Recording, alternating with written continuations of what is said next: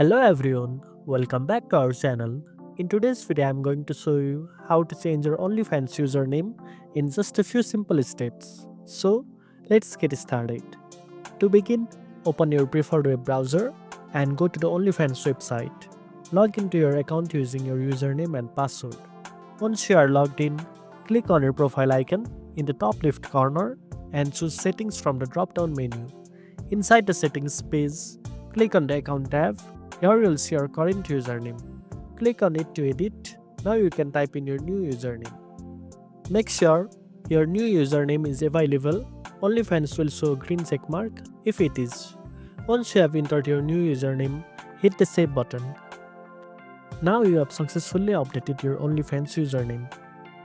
Just remember, usernames are unique, so if the one you want is already taken, you'll need to pick something else.